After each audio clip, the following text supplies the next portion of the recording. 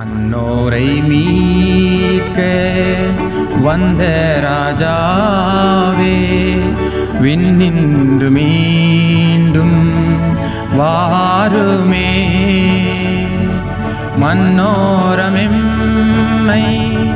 விண்ணோடு சேர்க்க விண்தூதரோடு வாருமே. பின்பற்றுவோர்க்கு பிதாவின் வீட்டில் பேரின்பத்தோடு வாழ்வதற்கு வாசஸ்தலங்கள் உண்டென்று சொல்லு.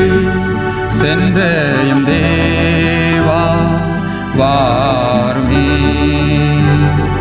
வாசஸ்தலங்கள் உண்டென்று சொல்லு. சென்றயம் தேவா வாருமே. கர்த்தருக்குள் அன்பானவர்களே, அனுதினமும் கிறிஸ்துவுடன் தியான வேளைக்கு உங்களை அன்புடன் அழைக்கிறோம். இன்றைய தியானத்திற்கான வேத வாசிப்பு லூக்கா 3ஆம் அதிகாரம் வசனங்கள் 18 முதல் 38 வரை. தியானத்திற்கான தலைப்பு மனுஷகுமாரனாகிய கிறிஸ்து. ஏனோஸ் தேசத்தின் குமாரன், சேத் ஆதாமின் குமாரன், ஆதாம் தேவனால் உண்டானவன். லூக்கா 3:38. அறிவு பெருத்தவர்கள் அறிவின் பிறப்பிடத்தையே மறந்துவிட்டனர். தாமாக தோன்றிய உயிர்கள் பரிணாமம் அடைந்து குரங்கின் நிலைக்கு வந்து அதிலிருந்து மனித குரங்கும் பிறகு அதிலிருந்து வந்தனவே மனிதன் என்று பரிணாம கொள்கையை வெளியிட்டனர். அதனை பாட புத்தகங்களில் சேர்த்து மாணவர்களிடம் திணித்தனர். யதார்த்தத்தில் தன் பிறப்பை தானே கொச்சைப்படுத்தியதை உணர முடியாமல் மனித புத்தி பேதலித்து விட்டது. மருத்துவரான லூக்கா ஒரு கிரேக்கன், புறவின கிறிஸ்தவன். புதிய ஏற்பாட்டில் இவர் ஒருவரே புறவின எழுத்தாளன். இவர் இயேசுவுடன் வாழ்ந்தவர் அல்ல, ஆனால் கண்ணார கண்டவர்கள் வசனத்தை போதித்து ஒப்புவித்தபடியே ஆரம்பம் முதல் எல்லாவற்றையும் திட்டமாய் விசாரித்தறிந்து அவைகளை ஒழுங்குபடுத்தி லூக்கா சுவிசேஷத்தை எழுதினார்.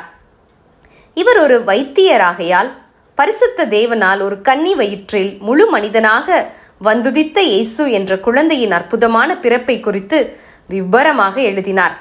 முக்கியமாக இயேசுவின் வம்ச வரலாற்றை ஆதாம் வரைக்கும் கொண்டு வந்து ஆதாம் தேவனால் உண்டானவன் என்று முடித்தார்.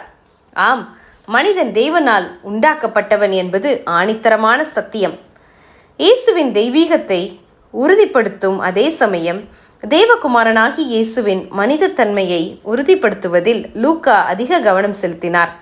தேவகுமாரன் மனுஷகுமாரனாக மனித வரலாற்றில் பிரவேசித்து ஒரு முழு மனிதனாக மனுக்குலத்திற்கு ஒரு சரியான பூரணமான மாதிரியாக வாழ்ந்தார் என்றும், தமது ஊழியத்தை முடித்த இயேசு பாவத்திற்கான பலியாக தம்மையே கொடுத்து நம்மை மீட்டு கொண்டார் என்பதையும் லூக்கா துல்லியமாகவே எடுத்து காட்டியுள்ளார். மாத்திரமல்ல, இயேசுவின் உயிர்த்தெழுதலையும் அதன் பின்னர் எம்மாவு ஊருக்கு சென்றவர்களுக்கு தரிசனமானதையும் பரிசுத்த ஆவியானவரின் பலப்படுத்தலை குறித்து இயேசு சொன்னதையும் லூக்கா பதிவிட்டுள்ளார். ஆக லூக்கா சுவிசேஷம் மனுஷகுமாரனாகிய இயேசுவை நமக்கு முன்பாக முழுமையாக தந்திருக்கிறது. மத்தேயுவினால் ராஜாதி ராஜாவாக அறிவிக்கப்பட்டவரும் மார்க்குவினால் ஒரு தாசனாக நம் முன்னே நிறுத்தப்பட்டவருமான கிறிஸ்து இங்கே மனிதரை தேடி வந்த மனுஷகுமாரனாக நம் முன்னே நிற்கிறார். தேவ பிள்ளையே, இந்த இயேசுவை நாம் என்ன செய்கிறோம்? இவர் நமக்கு யார்? எனக்கு யார்? வெறுமனே ஒரு கிறிஸ்தவ வாழ்வு வாழ்வதை விடுத்து இரட்சகர் கொடுத்த விலைமதிக்க முடியாத மீட்பை நாம் இன்று பெற்றிருக்கிறோமா என்பதை சிந்தித்து அந்த இரட்சிப்புக்கு சாட்சியாக வாழ மனம் திரும்புவோமாக. ஜெபம் செய்வோமாம். அன்பின் தேவனே, எல்லாரையும் மீட்கும் பொருளாக தம்மை ஒப்புக்கொடுத்த மனுஷனாகிய கிறிஸ்து இயேசு அவரே என்பதை ஆணித்தரமாக சுவிசேஷங்களிலே தெளிவுபடுத்தப்பட்டுள்ளதை புரிந்து கொள்ளும்படி மனக்கண்களை திறந்தருளும். ஆமேன்.